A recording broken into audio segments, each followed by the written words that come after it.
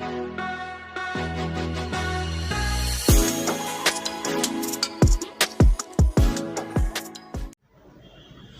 Friends, गणतंत्र दिवस की आप लोगों को हार्दिक शुभकामनाएं। और इसके साथ ही हम आपसे कुछ बात करना चाहते हैं।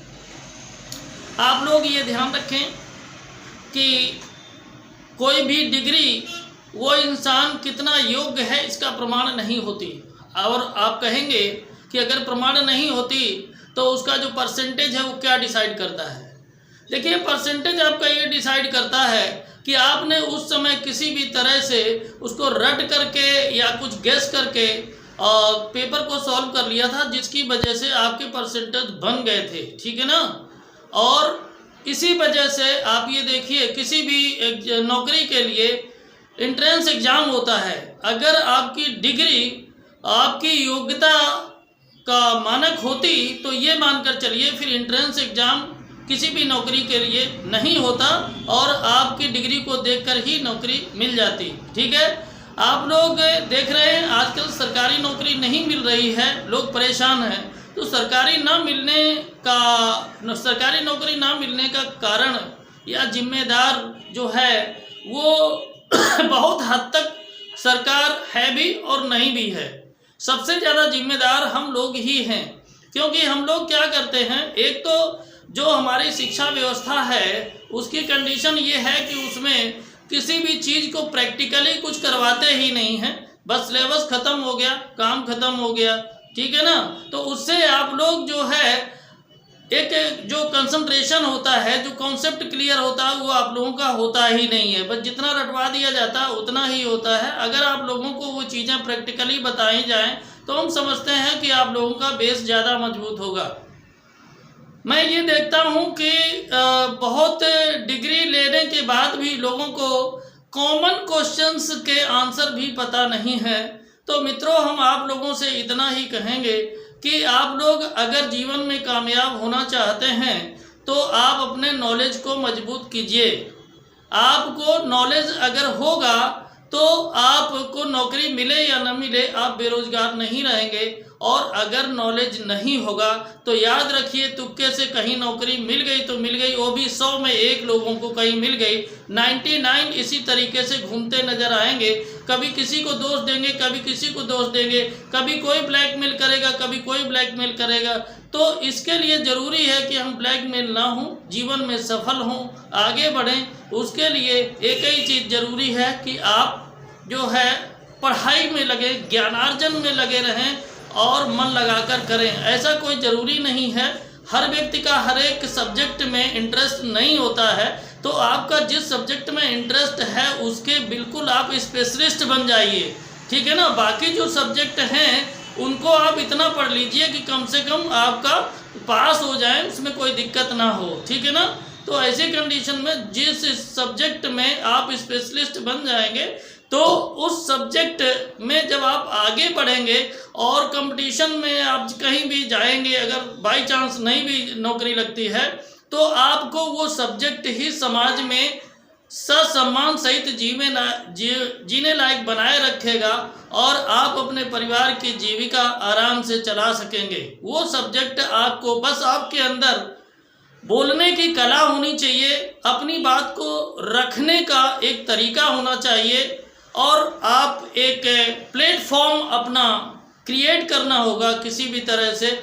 उसके बाद में आप कभी भी बेरोजगार नहीं रहेंगे। चलिए आगे कुछ इन चीज़ों पर हम और भी फोकस करेंगे अदर वीडियोज़ में। अभी इस बात को यहीं पर रखते हुए आगे बढ़ते हैं और देखते हैं मैथमेटिक्स क्लास 10th स्टैंडर्ड का जो बोर्ड एग्जाम का सैम्पल पेपर है वो जो हम सॉल्व करवा रहे हैं उसका question number 24th question number है। बहुत ध्यान से देखें।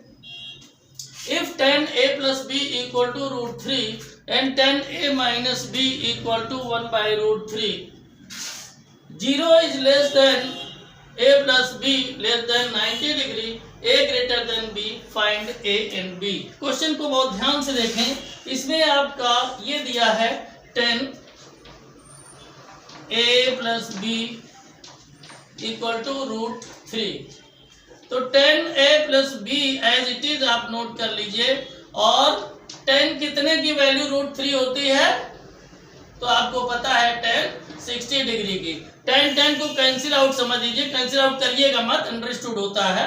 तो a plus B equal to सीधा हो जाएगा 60 डिग्री। इसको कर लीजिए इक्वेशन नंबर 1। इसके बाद में दूसरा आपका दिया है tan a minus B equal to 1/√3। इसको नोट कर लेते हैं, tan a minus B equal to 1/√3।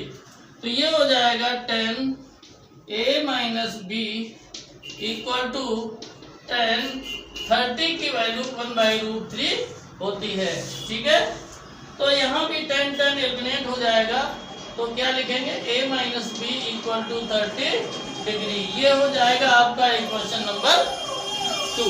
ठीक है, अब देखें from equation number first and second हो जाएगा a plus B equal to 60 degree और a minus B equal to 30 degree. ठीक है, ये देखिए इक्वल एंड अपोजिट साइन के हैं, तो इनको कट कर दीजिए।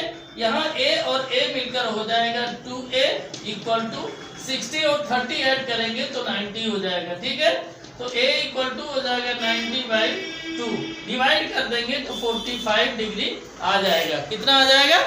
45 डिग्री। आप लोग इस जो सॉल्यूशन है इसको आप नोट कर लीजिए या स्क्रीनशॉट ले लीजिए। उसके बाद हम लोग बढ़ते हैं आगे और देखते हैं क्वेश्चन का सॉल्यूशन।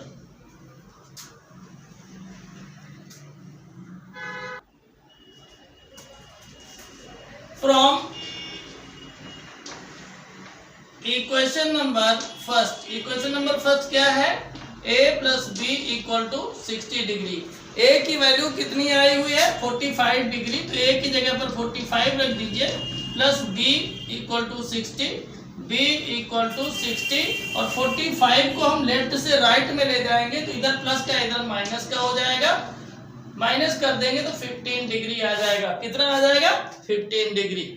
ठीक है, यहाँ पर देखिए ये आपका दिया हुआ है। ये आप सोचेंगे कि इस कंडीशन का मतलब क्या है? इस कंडीशन का मतलब यही है कि अगर आप a और b की वैल्यू निकालते हैं, दोनों का टोटल कर दें, तो वो वैल्यू आपके 0 डिग्री और 90 डिग्री के बीच में होनी चाहिए। ठीक है, आप यहाँ पर देख रहे हैं कि इस जो ये दिया हुआ कंडीशन उसको हम लोग पूरी तरीके से फॉलो कर रहे हैं।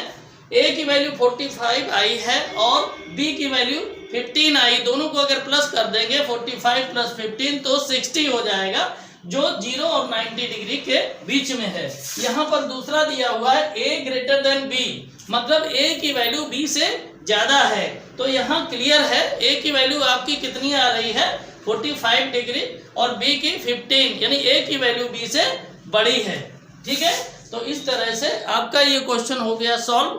अगर आपको क्वेश्चन समझ में आ रहा है तो आप वीडियो को लाइक करें, इष्ट मित्रों को शेयर करें। अगर चैनल पर नए हैं तो Pandey's excellent tutorials YouTube channel को सब्सक्राइब करें, बेल आइकन को दबाएं और ऑल के ऑप्शन को प्रेस करें, ताकि जैसे हम वीडियो डालें आपको तुरंत मिले और आप उसका लाभ ले सकें। याद रखिए, इस समय जो भी क्वेश्चन हम करवा रहे हैं, आप ये मानकर चलिए हर क्वेश्चन को बहुत अच्छे से आपको पढ़ना है, क्योंकि हो सकता है इसमें कुछ क्वेश्चन रिपीट हो जाए, और अगर रिपीट नहीं होंगे तो इसी पैटर्न पर दूसरा क्वेश्चन आ जाएगा। यानी आप अगर अच्छे से मन से करेंगे, पेपर आपका बहुत अच्छा मैथमेटिक्स का जाएगा। ठीक है, तो चलिए पढ़ते हैं आगे और देखते हैं नेक्स्ट क्वेश्चन।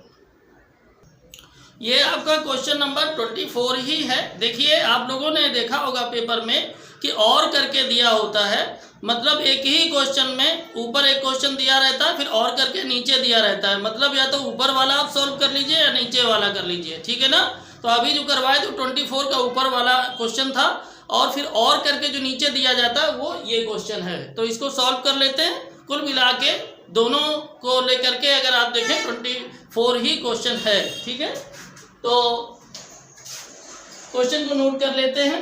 ये आपका क्वेश्चन है, तो सॉल्यूशन करने के लिए क्वेश्चन को पहले नोट करना पड़ेगा। तो ये हो जाएगा 2 cosec square 30 degree plus x sine square 60 degree minus 3/4 tan square 30 degree equal to 10। ठीक है, ध्यान से देखें, 2 into cosec square 30 degree. Cosec 30 की वैल्यू कितनी होती है? साइन 30 की कितनी होती है? 1/2।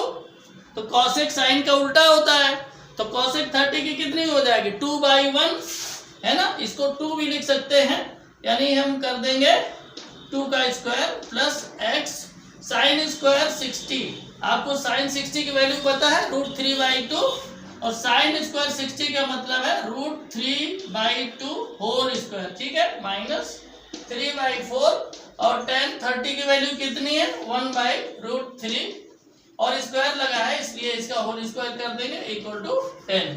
ठीक है, अब देखिए यहाँ पर क्या हो जाएगा, 2 इंटू ये 2 का स्क्वायर 4 हो जाएगा, प्लस यहाँ √3/2 का स्क्वायर करेंगे तो 3/4x हो जाएगा, और माइनस 3/4, और ये क्या हो जाएगा, 1/√3 का होल स्क्वायर करेंगे तो 1/3 हो जाएगा इक्वल टू 10। क्लियर? 3 से 3 कट हो जाएगा, तो यहाँ पर क्या, 4 2 जा 8 प्लस 3/4x माइनस ये क्या, 3 से 3 कट हो गया तो यहाँ 1 यहाँ 4, तो 1/4 हो जाएगा इक्वल टू 10। ठीक है, अब क्या हो जाएगा, ध्यान से देखें, ये हो जाएगा आपका 3/4x और प्लस 8 ब्रैकेट में इसको कर लीजिए माइनस 1/4, 8/1 कर ले, तो इसको अगर हम एलसीएम लेते हैं 8 माइनस 1/4, इसको सॉल्व करेंगे तो 4 आ जाएगा, तो ये हो जाएगा 8 4 जा 32 माइनस 4 हो जा 4 1, तो ये आ जाएगा 31/4। ठीक है, तो ये जो वैल्यू है ये आ जाएगी 31/4, 3/4x प्लस 31/4 इक्वल टू 10 हो जाएगा ना।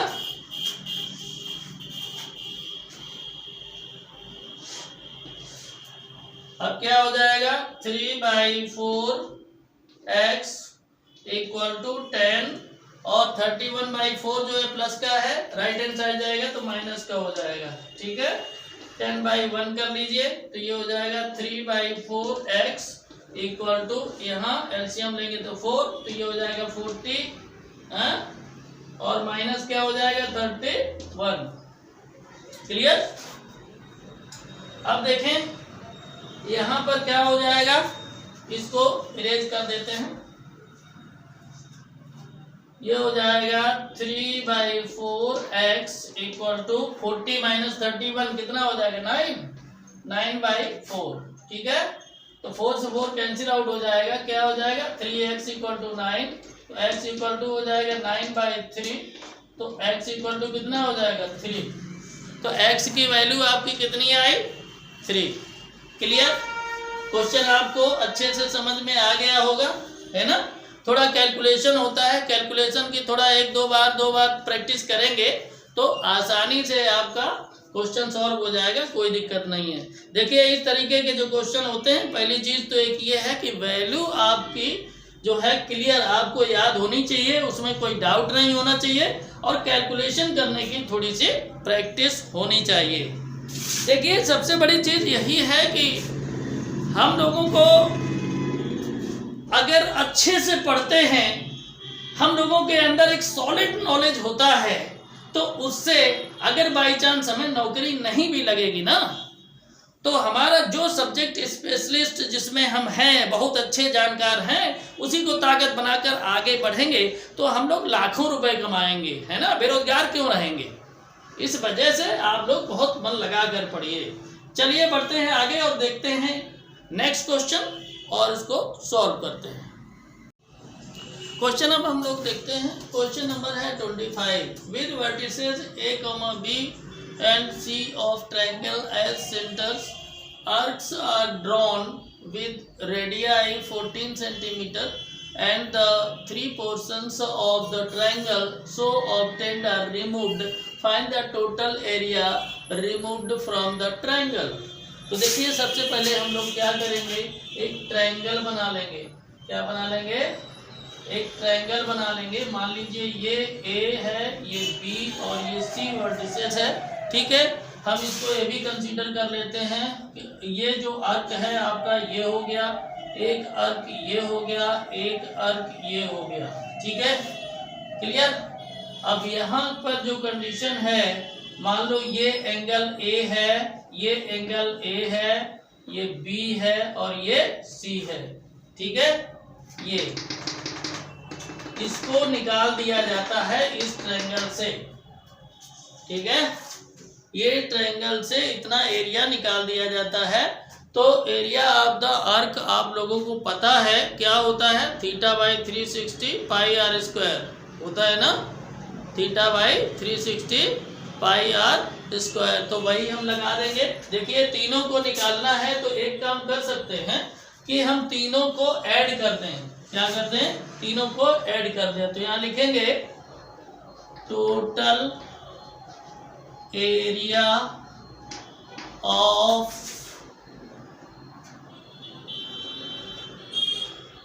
Total area removed from the triangle. ध्यान से देखें तो θ/360 πr² होता है ना, तो थीटा की जगह ए रख दीजिए तो हो जाएगा एंगल A/360 इंटू πr² हो जाएगा। प्लस इसको ले लीजिए क्योंकि ये एरिया भी निकालना है, तो हो जाएगा एंगल बी और कितना हो जाएगा, एंगल B/360 इंटू πr²। इसी तरह सी को ले लीजिए, एंगल C/360 πr²। क्लियर। अब यहाँ पर देखिए करेंगे क्या, πr²/360 लेंगे कॉमन, ठीक है। बचेगा क्या, angle A plus angle B plus angle C, यही बचेगा ना। बात समझ में आ रही ना। अब देखें ध्यान से, ये हो जाएगा πr²/360, ठीक है। यहाँ पर अगर आप देखें ध्यान से, एंगल A B और C, एंगल A B और C तीनों को अगर हम टोटल कर दें तो कितना आ जाएगा, 180 डिग्री हो जाएगा ना। तो 180 डिग्री आ जाएगा, तो यहाँ रख देंगे 180 डिग्री। 180 डिग्री से 360 को डिवाइड कर देंगे तो ये आ जाएगा 2। कितना आएगा, 2, ठीक है। तो ये हो जाएगा आपका πr²/2। क्लियर। आगे इसको सॉल्व करेंगे तो हो जाएगा 1/2, पाई की वैल्यू 22/7 हो जाएगी और r की वैल्यू दी गई है 14 का स्क्वायर हो जाएगा। क्लियर। तो 2 से हम कट करेंगे 22 को तो 11 आ जाएगा, ठीक है। तो ये हो जाएगा आपका 11/7 इंटू और 14 इंटू 14। 7 से 14 को कट करेंगे 2 टाइम कट हो जाएगा, तो ये आ जाएगा 11 2 जा 22 इंटू 14। इसको जब मल्टीप्लाई करेंगे तो ये आपका आ जाएगा 308 सेंटीमीटर स्क्वायर, ठीक है। इस तरह से ये आपका क्वेश्चन हो गया सॉल्व। आपने देखा कि क्वेश्चन बहुत आसानी से सॉल्व हो गया। क्वेश्चन को आप लोग अच्छे से पढ़ें, उसको समझें और उसके बाद में उसको करें। बड़ी आसानी से क्वेश्चन सॉल्व हो जाता है, कोई इसमें दिक्कत की बात नहीं है, ठीक है। आप लोग हमारी बात को जरूर याद रखेंगे। आप बहुत अच्छे से अगर मेहनत करेंगे सफलता 100% मिलने वाली है। और ये ध्यान रखिएगा कि बहुत ज़्यादा इधर उधर भटकने की ज़रूरत नहीं है। आपकी मेहनत ही आपको कामयाबी दिलाएगी, ठीक है ना, दूसरा कोई नहीं दिला सकता है, ठीक है। तो आपको बस कंसंट्रेट करके पढ़ना है। ये नहीं सोचना है कि सब जहाँ भागे जा रहे हम भी भाग रहे, कहाँ जा रहे पता ही नहीं।